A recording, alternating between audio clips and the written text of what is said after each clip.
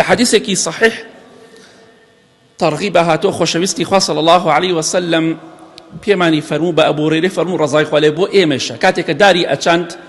فرمي آية دار چاندنك بيه بلهم أي أبو هريرة لما يتو باشتر بيك لدنيا دا إيچيني فرمي بلي بيغمري خوا صلى الله عليه وسلم فرمي بلي سبحان الله والحمد لله ولا إله إلا الله والله أكبر لبرمانا سبحان الله والحمد لله ولا إله إلا الله والله أكبر ده فرمي تغرس لك بكل واحدة شجرة في الجنة بوتني هريك يكلم شانه حتى نابلي سبحان الله لبهشت داريك ونجداو الحمد لله داريتر لا إله إلا الله داريتر الله أكبر داريكتر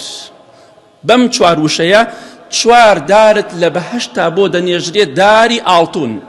كساخكيو قدكي همي آلتون بيغمري خواده فرمي صلى الله عليه وسلم بلا موانا زاني وكو داري دنيا وايا وشك بي قلاكي دوري آوي ندي وشك بي نا بيغمري خواه صلى الله عليه وسلم لحديثك صح ترغيب هذا فرمي أو داراني بهشت كقدكي لآلتونه ده فرمي هر دارك لوانا حفتاو دو جور لونا من طعام ما فيها لون يشبه الآخر حفتاو دو جور ميوة دقريه خواردن أم حفتاو دو ميوة هيتشي رنگو تامو بوني لوكي تبناتش أما بهشتها أوداني كروا بلي سبحان الله والحمد لله ولا إله إلا الله والله أكبر خوزقايا گنج كان خينوار كان أبو شهادة كان خوزقايا ربعيكي بيرجنو بيرا بياو نخينوار كان ذكري هو يادي خواتان بكردايا والله شرمزاري بو يما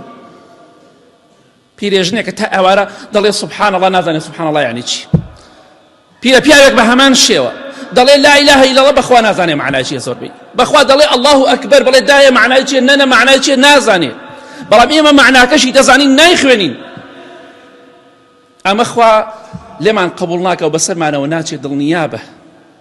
نەخوێنەوارێک لە ئێمە لە خوا ترستر بێ و نوێژ و شەو نوێژ و عیبادەت و ذیکری خوای لە ئێمە زیاتر بێ ئەوە شانازیە بۆ نەخوێنەوارەکان و شەرمەزاریە بۆ خوێنەوارانەی کە بەم شێوەیە وەڵڵا خەڵکێ نەخوێنەوارە بەقەت هەزاران خەڵکی خاوەن شەهادە لە ڕۆژی قیامەتە لای خوا بەڕێز چونکە خوا دەناسی كواتا دارك لداركاني بهشت تنها بلي سبحان الله سبحان الله الحمد لله لا إله إلا الله الله أكبر يا بلي سبحان الله العظيم وبحمده يا بلي سبحان الله وبحمده لبهشتا دارك بودن يجري حفتا ودو جورمي ودقري هيتشي شي تام ورنقو بوني ليكتري ناكات كواتا ديبا هلسين ديبا آمادبين ديبا قولي لي هلكين باخەکانی بەهشتمان سەوز و ئاوەدان و خۆش بکەین بەدار بە ئەنواع دار بەڵکو ئینشەڵا بە خۆشی تیایدا بژین و هیچ کاتێک ناخۆشی و ناڕەحەتی نابینین بە ئیزنی خوای گەورە